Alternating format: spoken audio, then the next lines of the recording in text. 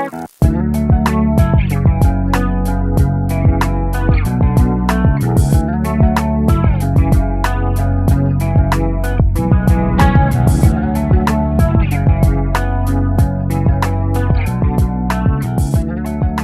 noite, que a graça e a paz de Jesus seja com você, amém? Muita alegria e satisfação a gente poder juntos aqui hoje nos reunirmos e cultuarmos o nosso Senhor, amém? A palavra diz que onde 2 ou 3 reunidos está, o Senhor estaria, e eu creio que Deus está aqui, amém? Ele mora dentro de você, mas quando a gente se reúne em comunidade, Ele também está aqui, a sua presença é real. E a presença de Deus nos cura, nos liberta, salva, restaura o perdido. E eu creio que o Senhor fará grandes coisas em nossas vidas. Amém? Bom, o pastor reverendo Rodrigo não está aqui hoje, né? Ele foi ministrar a palavra no Paraná, numa cidade chamada Jaguariúva, eu não sei direito hoje, mas ele foi pregar ontem no sínodo, né? Você que é um presbiteriano mais antigo sabe o que é sínodo. Então ele foi pregar ontem, sínodo não, para o presbitério, e hoje lá nessa igreja. Mas ele deixa aqui o abraço para vocês. Eu quero começar falando com você hoje sobre aquilo que a gente já tem conversado ao longo desses domingos, os 8 vícios da alma, e mais uma vez não deixar de introduzir algumas questões que são importantes para a gente. Você que talvez esteja aqui pela primeira vez, não sabe o que é isso, cara, que 8 vícios é esse, como que funciona esse negócio. Então, isso vem desse teólogo cristão chamado Evagrio Póntico, e isso lá por volta de 345 depois de Cristo. Mas a estrutura, a ideia dos 8 vícios da alma vem de uma ideia de Platão, filósofo Platão, que vem antes de Cristo, onde ele divide a alma em 3 partes, né? Desejos, a parte emocional e a parte espiritual. E assim, dentro dessa tríplice da alma, você tem esses defeitos do ser humano que estão ligados à alma, né?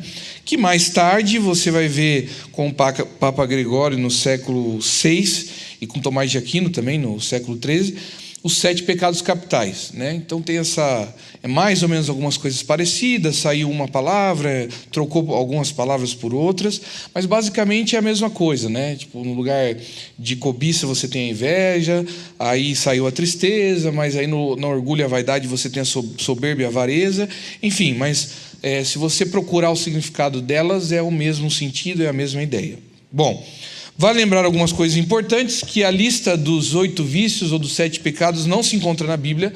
Então, não procure, não digite na internet, olha, onde está escrito na Bíblia. Não está, né? A lista dos 8 vícios ou dos 7 pecados, ela foi construída ao longo dos séculos, então é uma ideia teológica, é algo estudado, pensando do que a Bíblia mostra e do que o ser humano aponta, né? Então é um jeito de procurar nos ajudar com relação àquilo que nós somos. E a lista dos 8 vícios ou 7 pecados aponta para uma matriz do mal, da alma humana. Então, a ideia não é dizer, olha, existe um texto bíblico claro sobre isso, mas é mostrar que existem princípios bíblicos sobre algo que existe na nossa alma e que não é bom. É uma matriz do mal. Existe algo dentro de nós que é ruim, que vem lá, da onde nós nascemos de Adão, quando o homem se desvia de Deus, e a gente vai tocar nesse assunto, como sempre, porque isso faz parte do Evangelho. Mas só para você entender e lembrar que isso não está na Bíblia diretamente, porém, ela fala do que está escrito na Bíblia, porque são problemas do ser humano. E o de hoje é sobre a ira. E aí eu queria te convidar para fazer essa viagem comigo, essa reflexão, porque provavelmente você já se irou em algum momento da sua vida. Se não hoje, se não antes de chegar aqui. Se não, é que essas coisas não acontecem aqui, né? Mas assim, você está vindo no carro e de repente a esposa dá aquela atrasada, e aí você buzina, pam, você não vai vir. E aí a sua esposa, calma amor, eu estou me arrumando, eu tenho que arrumar as coisas em casa. Poxa, pelo amor de Deus, você também não sabe que a gente tem que ir para o culto. Eu não vou mais em culto coisa nenhuma, porque você não... Sabe esse tipo de coisa que não acontece nas nossas vidas? É mais ou menos isso que é a ira, né? Bom, para isso eu quero apontar algumas bases que a gente tem usado. Primeiro é desse teólogo chamado Os Guinness, que ele fala sobre os pecados capitais, né, os vícios da alma. E sobre a ira ele diz: o pecado capital da ira é o vício mais largamente reconhecido e é expresso de várias maneiras, como fúria, cólera, ira e indignação. Então é importante a gente entender que a ira, ela é expressa de várias maneiras, não é só ficar irritado, né? Existe um princípio antes dela, e aí ele coloca alguns pontos que é importante. Fúria, por exemplo, é uma exaltação violenta de ânimo, né? Então esse é um tipo de ira. Você tem a cólera, que se você procurar no dicionário, significa temperamento feroz de um animal. Então, tem gente que fica irado como se fosse um animal, é mais ou menos isso que ele está falando. Aí você tem a ira mesmo e a indignação, né? Que é você fica irado, mas como se fosse indignado com uma situação injusta. Então, esses são tipos de ira. O pecado da ira é muito mais que uma simples emoção, pois inclui um elemento anexo, a vontade. As emoções aparecem e desaparecem em geral de maneira involuntária. No entanto, a ira torna-se um pecado capital, pois a vontade é diretamente responsável pela ascensão e expressão dessa emoção. Então, o problema da ira não só o que ela é, mas é o que ela faz. Porque é uma vontade, e quando essa vontade é expressa em nós de uma forma, quando a gente vai dando espaço para essa vontade pode se acender ou se expressar como emoção, e isso até como atitude. E isso começa a se tornar algo muito perigoso. Tanto é que um outro escritor chamado Dallas Willard, falando sobre esse perigo da ira, ele usa uma ilustração interessante de uma pesquisa nos Estados Unidos, que a todos os anos há mais ou menos cerca de 25 mil assassinatos. Há em torno de 1.000 assassinatos no ambiente de trabalho e 1 milhão de pessoas feridas por atos violentos causados por colegas de trabalho. Isso é o que acontece nos Estados Unidos, numa pesquisa que foi feita. A verdade é que nenhum dos 25 mil assassinatos, ou apenas um número insignificante deles, teria ocorrido se os assassinatos decidissem não abraçar e favorecer a raiva. Então, para pensar, lá nos Estados Unidos, que no trabalho mais de 1.000 assassinatos e 1 milhão de pessoas são feridas por atos violentos, por ira, por raiva. Aí você fala, poxa, muito bem, mas está lá nos Estados Unidos. Aí eu falei, vou pesquisar alguma coisa no Brasil. E eu assustei com essa reportagem, que é de 2012, do site do G1, que diz que em São Paulo, 83% dos homicídios são por motivos fúteis ou por impulso, diz o Ministério Público. E a chamada embaixo é: estudo inclui mortes por vingança, desavença, passionais e embriaguez. O Conselho lança uma campanha, foi lançada uma campanha na época, conte até 10 para prevenir os crimes impulsivos. E aí um procurador-geral da República disse algo sobre isso, sobre essa pesquisa e sobre essa preocupação na época. E ele diz assim, que o estudo é uma fotografia, um retrato do que temos hoje no país. Então, a gente está falando de 6 anos atrás, né? Os dados são alarmantes. Mais de 50% dos homicídios no país decorrem ou de atitudes impulsivas ou de motivos fúteis. Isso traduz a banalização da vida. Quando eu deparo com uma manchete dessa, isso é preocupante, porque por mais que a gente olhe a ira às vezes só com uma emoção, ela tem gerado muitas mortes em nosso país. E numa reportagem de 2012, e você não precisa ir muito lá atrás, porque provavelmente você já ouviu alguma coisa na sua cidade, no seu bairro, no seu lado, você conhece alguma história de uma morte que muitas vezes é causada por algo banal. Uma briga de trânsito, que alguém muito nervoso ali tira a arma, que às vezes nem está ali com uma arma legal, e aí ele atira naquela pessoa, e aquela pessoa morre, e uma família é destruída, e uma vida é tirada da nossa terra por causa de pessoas que não conseguem se controlar. Mas é claro que isso vai muito mais além do que só a morte. Começa muito antes, começa na realidade do dia a dia. Começa no trabalho, como a gente viu alguns casos nos Estados Unidos, começa no dia a dia, na rua. Talvez você não tire a arma para atirar em alguém na hora do trânsito, mas você já ficou com vontade de fazer isso, e aí você não fez com a sua arma, mas fez com as suas palavras, fez com a raiva que vem no seu coração, e aquilo te estressou. E aí a gente tem pessoas hoje estressadas, a gente tem pessoas tomando remédios para depressão, para angústia, porque vivem nervosas, porque vivem estressadas, e um desses motivos é justamente por não controlar a ira. Então perceba que a ira é muito mais além do que uma morte, é muito mais além do que uma emoção. Ela mexe com muitas coisas da nossa vida, e dependendo da forma que ela não é controlada, isso gera problemas também na alma do ser humano. O teólogo ainda, os Guinness, que a gente está usando como base, ele ainda continua dizendo sobre a ira, e ele diz o seguinte: o pecado capital da ira é diferente da indignação justificada. Na Bíblia, muitas vezes, descreve-se que Deus está irado no sentido de estar indignado por um motivo justo. O mesmo acontece com Jesus. Por exemplo, na sepultura de Lázaro, quando fica face a face com a morte. Nessa passagem, é usada uma palavra grega muito forte para comunicar a ira de Jesus em relação à própria morte, que era a morte do seu amigo. Importante a gente entender essa diferença também, porque você vai olhar para a Bíblia e vai ver momentos de ira, né? Ira em homens de Deus, e você vai ver também o Deus, o nosso Deus, algumas vezes irado. E você vai pensar: nossa, mas se não pode ter ira, como que Deus é irado? Então, mas existe na própria ira, no significado da ira, a indignação justificada. Ou seja, você estar indignado com alguma coisa, então você se ira. O descontrole dessa ira é quando não há justiça nisso, ou quando a gente prejudica o outro por aquilo.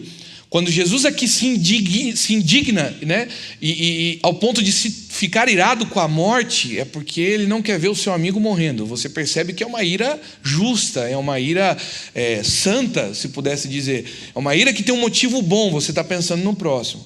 Você está pensando na justiça. É quando a gente olha a corrupção, por exemplo, no nosso país, e a gente fala: que indignação, que ira.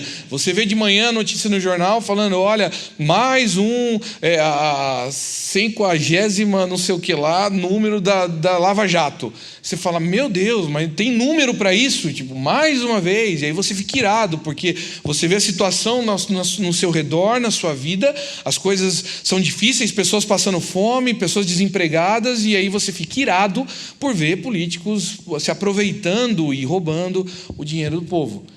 Isso é uma ira justificada, é uma ira que é uma indignação de um motivo que é correto. Você não está errado de ficar irado com aquilo.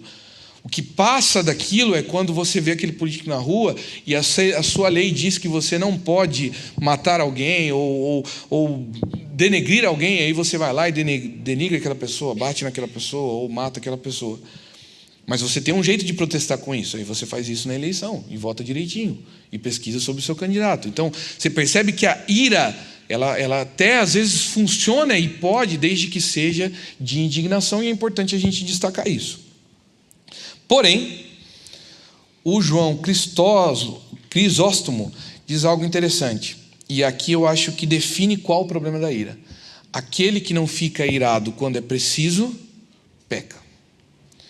Então, como discernir quando a ira é uma indignação justificada para algo que é ruim, para algo que faz para a nossa alma? Pensa nisso. Aquele que não fica irado quando é preciso, aí você está pecando. Quando você não fica irado e naquele momento era preciso, você está pecando. Ou quando naquele momento você não precisa ficar irado, não há necessidade de indignação, não há uma indignação justificada, não há motivo de alguém estar fazendo uma injustiça. Às vezes é com alguém que a gente ama. Quando a gente se ira, a gente peca. E aí, para encerrar essa introdução, eu quero ler um texto do John Stott que fala sobre a ira, e ele diz: a raiva humana é, na maioria das vezes, bastante injusta. É uma emoção irracional e incontrolável, com uma boa dose de vaidade, hostilidade, malícia e desejo de vingança. Já a ira de Deus é absolutamente livre de qualquer um desses ingredientes venenosos. A sua ira é uma hostilidade santa contra o mal. É a manifestação da sua recusa em suportá-lo ou entrar em acordo com ele. É o seu justo julgamento contra o mal. Aqui difere bastante o que é Deus, a ira de Deus, para a ira do ser humano. Porque o texto de John Stott está apontando, olhando num aspecto contextual da Bíblia, que a ira de Deus é uma ira que sempre vai contra o mal. Quando Deus se ira contra uma injustiça. Quando Deus se ira, Deus está indo contra um mal, contra a morte, contra o pecado. Mas a nossa ira, a ira do ser humano, normalmente e quase sempre, ela está revestida de emoção, ela está revestida de algo incontrolável, ela está revestida de vaidade, ela está revestida de malícia, ela está revestida de vingança. E aí a gente se ira. Entende a diferença? É você estar, por exemplo, e vamos usar esse exemplo aqui hoje, que é muito cotidiano da ira, você está no seu carro e de repente alguém te fecha na rua. E aí você se sente injustiçado, mas perceba que é um pouco de vaidade, é um pouco de a gente não querer deixar o outro passar na frente, é um pouco de a gente estar pensando no horário que eu quero chegar, e por mais que a gente está falando de questão de 10 segundos, mas esse cara passou na minha frente e ele foi injusto comigo, então eu me iro. Perceba que a ira vem através de um sentimento de vaidade, vem através do sentimento de vingança. Então, ele é um infeliz esse cara que passou na minha frente, ele não sabe que eu tenho horário para chegar, e aí você xinga, e aí você fala, tomara que bata na esquina ali, aquele motoqueiro sem vergonha que passou aqui do meu lado gritando, sabe? Esse tipo de coisa. Que não acontece aqui, graças a Deus. Bom, falando algumas coisas sobre a ira, qual é o contraponto que a Bíblia nos mostra? A mansidão. E aqui eu quero colocar alguns pontos para o texto que a gente vai ler e para entender um pouco como a mansidão guerreia contra a ira na nossa vida, na nossa espiritualidade. A mansidão tem sido ameaçada por uma disposição da alma que ora pode ser considerada pecado capital, ora não. A ira. A primeira coisa que a gente precisa entender é que aquilo que a gente estava falando, existe a indignação justificada. Então, ora a ira é boa, ora a ira é ruim, mas essa confusão de quando é bom e quando é ruim é justamente o que ameaça a mansidão em nós. Porque Deus é manso, mas Ele também pode se irar. Uma ira justificada. Como a gente é confuso, como dentro de nós as coisas, os sentimentos se misturam e às vezes a gente não consegue se controlar, a mansidão em nós é ameaçada pela ira que às vezes a gente não sabe se é boa ou se é ruim, se é justa ou não. Então você levanta de manhã, vê algo na TV que você não gostou, não concorda, é injusto e você se ira. Essa ira parece com a mesma ira quando você olha para a sua esposa que de repente não fez algo que você queria que fizesse, ou não foi, as coisas não aconteceram como você queria que fosse naquele dia, e aí você abre a boca e fala todas as palavras que pode falar e tal, e xinga e diz que a pessoa não serve para nada porque é um traste que atrasa você. Então, perceba que a ira, o sentimento de indignação é a mesma, mas é um sentimento justo, o outro é um sentimento de vaidade, é um sentimento de não ter paciência. A mansidão é ameaçada por isso. Mas uma outra coisa é que a mansidão tem sido confundida com a virtude dos fracos, de gente que não tem como reagir a agressões no ambiente. É tipo aquela pessoa que diz assim, cara, eu sou crente, mas não sou bobo. Viu isso? Eu lembro quando eu era adolescente, a gente estava jogando bola numa praça lá, e aí cristão, assim, eu tinha 10 anos de idade. E aí o menino passou a perna lá no outro lá, e eu fiquei irado, indignado. Falei, seu louco! E xinguei ele. Eu falei um monte de coisa. Eu falei, você quer? Então. Ele olhou para mim e disse assim, você quer acabar com o cristão? Eu falei, nossa, mas você não é crente? Você acaba com o crente. Você fica... Aí eu fiquei assim, tipo, eu falei, aí na hora eu já veio, eu sou crente, mas não sou bobo. É mais ou menos isso que a mansidão é ameaçada em nós. Às vezes a gente começa a achar que ser manso é ser fraco. Você não reage, o ambiente é agressivo, você tem que ser, o mundo é uma selva, cara, e você tem que ser um leão, porque senão o outro leão te come. E aí você acha que então mansidão não encaixa no nosso mundo. No seu trabalho não encaixa mansidão, na sua casa não encaixa mansidão, porque mansidão tem a ver com pessoas fracas, eu sou uma pessoa forte. Pois é, não é assim. Porque assim você ameaça a mansidão, que é uma característica que nós vamos mostrar cristã. Mas uma outra coisa que guerreia com a ira e a mansidão dentro de nós é que a mansidão tem sido utilizada como uma disposição para responder aos que também são mansos e não como resposta a Deus. Às vezes a gente quer ser manso com quem é manso conosco. A gente quer ser calmo com quem é calmo conosco. E a gente não entende e não reflete que as nossas decisões no dia a dia, aquilo que nós fazemos em cada instante das nossas vidas, não tem a ver com o que as pessoas vão pensar de nós, mas é uma resposta para Deus. O dia que você aceita Cristo como Senhor e Salvador da sua vida e diz que você quer viver uma vida para Ele, uma vida como a gente cantou aqui, que o Rafa falou sobre nós, dizemos, eu nasci para te adorar, eu quero te adorar, minha vida foi feita para te adorar. Quando a gente pensa numa vida de alguém que diz que é para Deus, como podemos pensar que a mansidão então é para responder para o nosso próximo? A mansidão é uma resposta para Deus.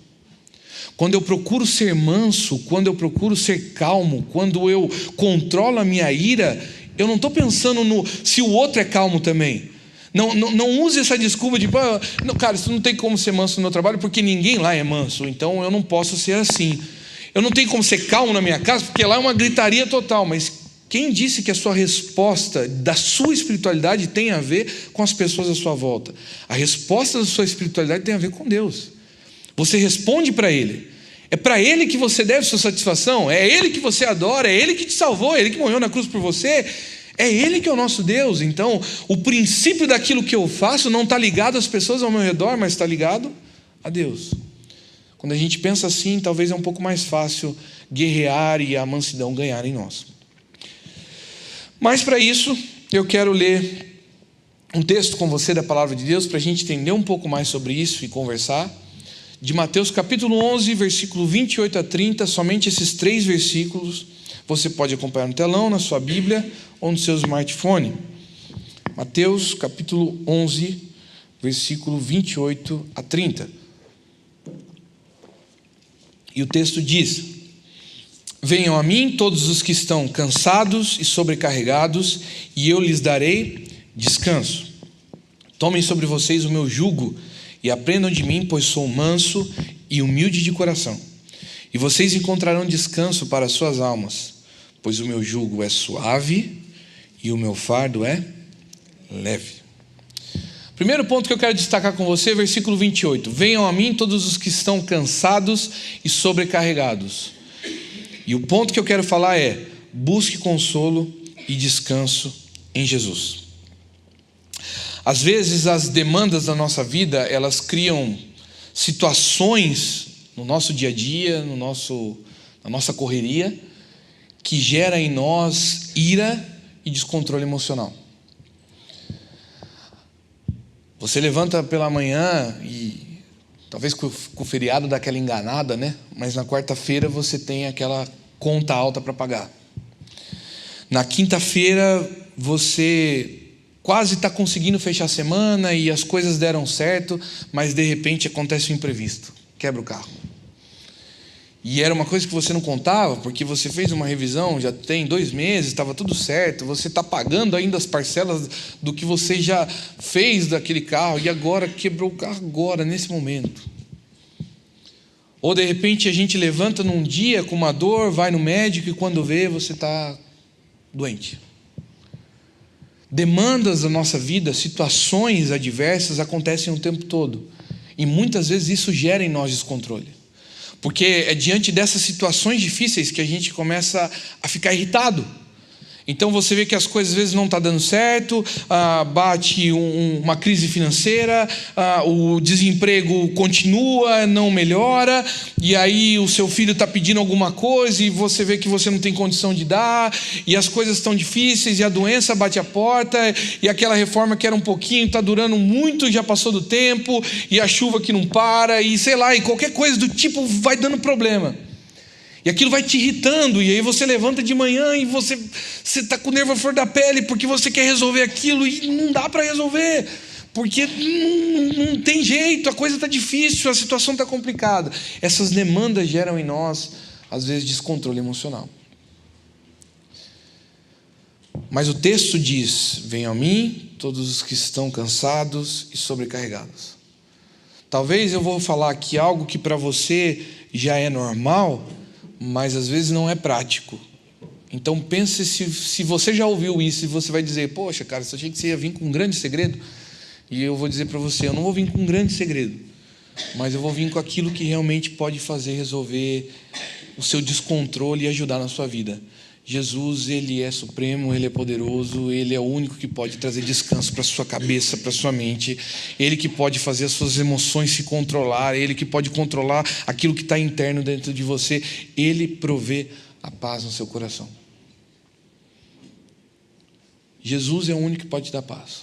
Por isso que o texto diz: venham a mim todos os que estão cansados e sobrecarregados. Ele conhece nossas imperfeições, Ele conhece nossas limitações, Ele conhece aquilo que nos aflige, por isso mesmo Ele é o nosso Consolador. Eu sei que é simples, mas a gente não pratica isso, porque o texto está dizendo que venham a mim. E nos momentos que nós temos as demandas da vida com situações adversas, muitas vezes a gente não procura em Jesus a nossa paz. Então a gente sabe que Ele é a nossa paz.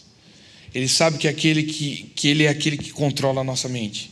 Ele sabe que nós sabemos que Ele é aquele que pode nos ajudar, mas nós não procuramos em Jesus. Mas o texto diz: busque consolo e descanso em Jesus.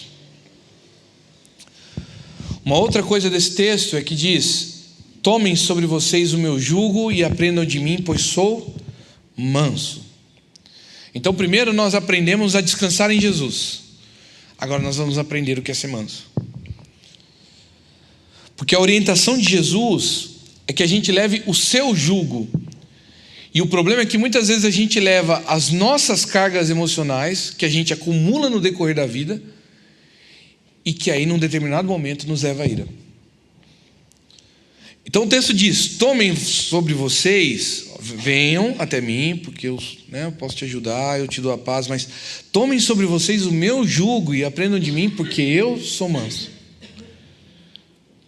Se você continuar carregando, se nós continuarmos, irmãos, carregando as nossas demandas e aquilo que às vezes vem do passado, sabe, aquilo que a gente aprendeu em casa e que não é bom, aquela coisa que você aprendeu com seus pais e que aquele jeito de falar que não é bom e que está trazendo uma grande crise sobre o seu casamento. Então, essas demandas que a gente vai trazendo, esses costumes ruins que a gente traz, que às vezes não tem nem motivo de se irar, mas porque a gente sempre viu que foi assim, a gente age assim com aqueles que estão ao nosso redor. Sabe aquela coisa que você aprende às vezes no trabalho e você quer levar para sua casa? Ou sabe aquilo que você faz na sua casa que já é ruim e aí você quer levar para o trabalho porque você é uma pessoa igual em todo lugar? E aí você vai vivendo e carregando essas cargas emocionais, esses traumas, essas escolhas da sua vida, e quando você se depara com essa situação, você não está carregando o fardo de Jesus, o jugo de Jesus, que é leve. E Jesus está nos ensinando: olha, sejam mansos a partir de mim, busquem em mim, tenham eu como referência para vocês. Tentem nesse momento, em algum momento da vida de vocês, deixar as cargas de lado. Tentem em algum momento da vida de vocês deixar esse trauma que você carrega. Tenta deixar esses maus costumes que para a sua vida não tem sido bom. Quando nós tomamos o jugo de Jesus, nós conseguimos deixar de lado o nosso descontrole para começar a aprender com Ele. Mas repare que o texto diz: tomem sobre vocês o meu jugo e aprendam de mim, pois sou manso. Primeiro nós tomamos o jugo de Jesus, porque sem ele é impossível a gente conseguir isso. E aí eu volto para aquele início onde a gente começou, que, meus irmãos, a gente é complicadinho mesmo. A gente junta a ira, que às vezes até parece boa, é uma indignação justa, mas ela vai entrando ali um pouco de vaidade, entra um pouco de vingança, entra um pouco de cólera, as coisas vão aumentando em nós, a gente não se controla. E o texto está mostrando que é a partir de Jesus que nascem essas coisas boas em nós. É a partir de Jesus que a gente vai aprender. Não tem como, eu não tenho um segredo para chegar aqui para você e dizer assim: olha, você tem vivido momentos de ira na sua vida, momentos de grande dificuldade, e isso está prejudicando o seu trabalho, sua família, seu dia a dia. Então, faça isso. Não é uma palestra bonita. É através de Jesus. E isso tem a ver com Ele morar no nosso coração.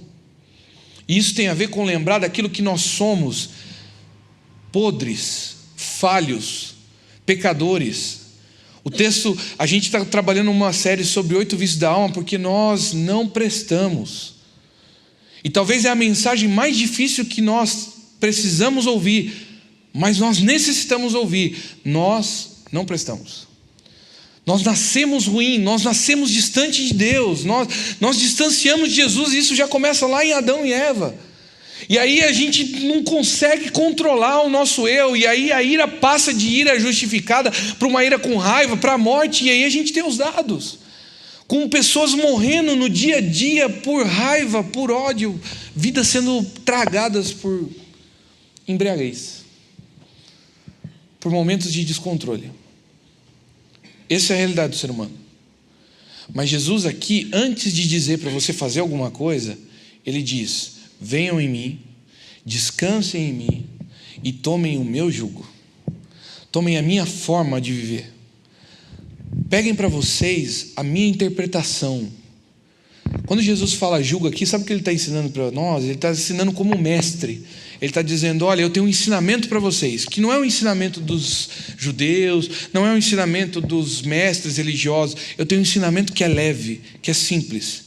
Eu morro por você na cruz, e a partir do momento que você crê na cruz, a sua vida é transformada. E mesmo que no dia a dia você tenha dificuldade, o perdão meu na cruz toca a sua vida e te cura e te restaura. E você pode se controlar mais. Mas tomem primeiro o meu jugo. Ainda Jesus se define como alguém manso e humilde de coração. E é algo libertador, mas é algo que vai muito contra a nossa cultura. Porque você ouve o quê? Não, você não pode ser fraco. Você tem que responder de forma, do jeito que responderam para você. Do jeito que estão falando com você, você tem que dizer: porque eu não sou besta, porque eu não sou bobo. Então, o jeito de Jesus é muito diferente do nosso. O jeito de Jesus é muito oposto do nosso, da nossa cultura. Mas por isso que Jesus diz: tome o meu jugo, tome o meu fardo, porque é leve, porque é suave. Então, o versículo 28 e 29 diz: vocês encontrarão descanso para suas almas, pois o meu jugo é suave e o meu fardo é leve. É interessante que Jesus repete isso de novo, né? Porque acho que a gente não entende na primeira, então ele fala de novo para a gente entender claramente. Depois que Jesus se declara manso e humilde, Ele promete que nele nós encontramos descanso para nossas almas. Logo, a gente não precisa mais do descontrole. O desafio que fica no final desse texto agora, então você aprende que nós somos incontroláveis, a nossa alma é má, mas Jesus morre na cruz pela sua vida, pela minha vida, para que a gente possa começar a ter controle e a gente assume o fardo dele, o jugo dele, que é suave e leve. Mas aí fica o desafio agora. E o desafio é que, a partir do momento que Jesus entrou no meu coração e transformou a minha vida, eu preciso entender que o descontrole, a raiva, a ira injusta não faz parte mais da vida cristã. Mas uma boa maneira de a gente constatar se a gente está desfrutando da mansidão, é quando a gente percebe se o jugo de Jesus que a gente está carregando mesmo é suave e leve.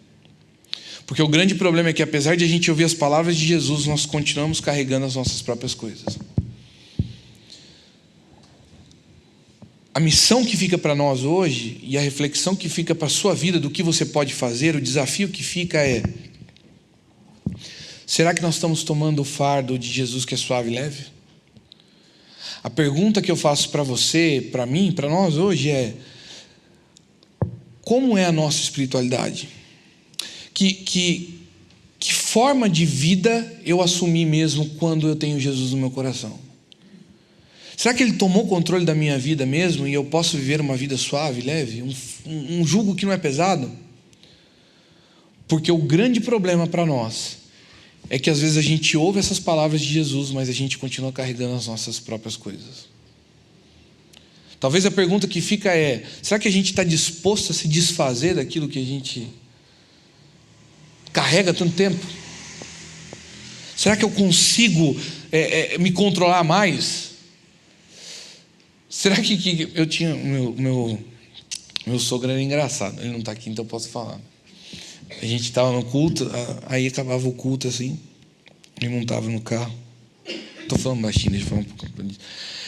Aí a gente estava no carro assim, e a gente estava conversando na igreja, né? Que é normal, sempre tem os irmãos que ficam conversando na igreja, sabe como que é, né? Mas tem sempre aqueles que vão embora rapidinho. Não tem problema nenhum também. O problema é que o rapidinho às vezes está esperando aquele que está conversando. Aí começa o problema. E aí, esse meu sogro era o daqueles que vai embora rapidinho. Então porque para ele as coisas são objetivas, são simples. Paz, Deus abençoe, paz, Deus abençoe, paz, Deus abençoe, e pronto. E ele não precisa nem pegar na mão, ele já vai, entra no carro e fica lá. Só que a minha sogra não é assim. A sogra é daquela que vai bater papo, vai conversar. Poxa, minha irmã, você viu o que aconteceu com a irmã essa semana? Então, e não sei o que lá, e aquele papo todo. Aí, eu lembro que sempre, assim, o sogro entrava no carro e ele começava a buzinar. No começo os irmãos estranhavam, tal, depois é até engraçado. Hoje as pessoas já acham engraçado isso nele, né? A pessoa vê ele lá buzinando no carro. Olha lá, Beth, o Cacá está te chamando, né? Mas assim, o que eu quero dizer é: será que a gente está disposto de largar isso que às vezes se torna até tradição na nossa vida? É tão comum, é tão no dia a dia, a gente está tão acostumado a fazer, já até faz parte, assim, minha sogra já não fica mais magoada, então vou continuar mirando, não tem problema, sabe assim? Será que a gente está disposto a largar essas coisas que às vezes já nem estão afetando mais, mas uma hora pode afetar? Será que a gente está disposto a realmente deixar Deus controlar as nossas vidas e ser mais calmo para as coisas? Será que a gente está disposto a tirar um pouco o pé do acelerador e entender que Deus está no controle da minha vida e eu preciso relaxar um pouco mais?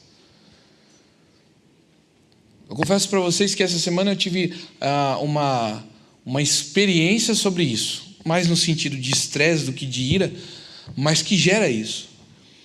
E nesses 2 dias, principalmente, Deus falou muito claro ao meu coração: tira o pé. Tira o pé do acelerador. Eu sei que às vezes você fez isso a vida inteira desse jeito, tudo bem, mas abandona, porque o meu jugo é suave, o meu fardo é leve. E eu acho que às vezes é aquilo que o John Stott falou, tem tanta vaidade dentro de nós, às vezes aquele orgulho, porque às vezes a gente tem orgulho de ser assim, sabe? Eu não tenho orgulho. Acho que meu sogro tem orgulho de buzinar lá na frente, é impossível, porque não faz sentido. Mas ele deve ser um orgulho assim de mostrar: eu sou o chefe do lar, né? Eu que mando em casa, eu que chamo para ir embora. Você entende? Não é nem maldade até, mas existe uma vaidade ali, aquela vaidade ira. E aí, na hora de ir embora, vai bravo, porque não sei o quê. Mas espera aí, acabamos de sair de um culto, onde a gente veio aqui para encontrar Deus e ouvir sobre um fardo suave e leve. E aí a gente já está brigando o que vai comer, porque não vai comer, porque amanhã vai ter que fazer não sei o quê, e você não presta atenção, porque eu acordo às 5 horas da manhã, mas você não acorda. Você fica em casa: como não acordo, marido? Eu vou lavar a roupa amanhã cedo, tenho que levar as crianças. Você é folgado, eu que trabalho o dia inteiro lá, você não sabe como é que é, sabe essas coisas assim? Não, a gente estava num culto há meia hora atrás. Que culto? Que momento que a gente teve? E aí de repente a nossa semana, que era para começar boa, tranquila, leve, suave, porque você veio aqui e ouviu um rapazinho falando bonitinho para você, calminho, que o jugo de Jesus é suave, leve. De repente tudo se esvai numa atitude de ira. Para a gente refletir, eu quero deixar essa frase aqui. A mansidão é, portanto, um sinal de que nós compreendemos a Cristo e de que o estamos seguindo. Somente quando os homens se tiverem tornado mansos e passarem a tratar seus semelhantes com misericórdia, somente então passarão a anunciar uma espiritualidade que seja o modo de ser de Cristo.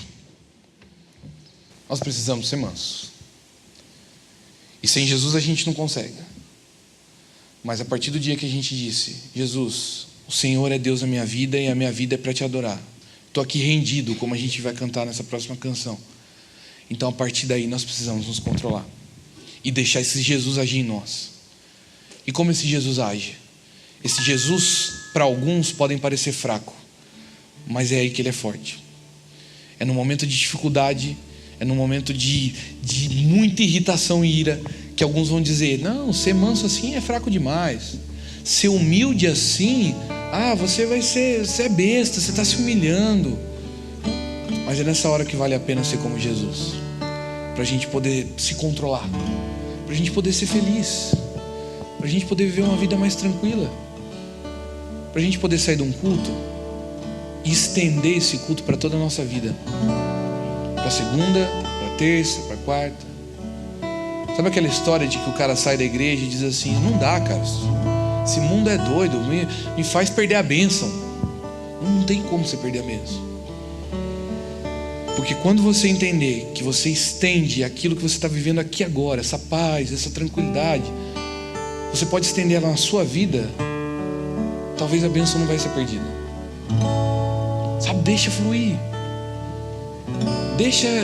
Deixa aquilo que você quer fazer e entenda: eu quero ser como Jesus. E mesmo que ser como Jesus parece bobo, parece estranho, parece que não encaixa, seja como Ele, manso, humilde,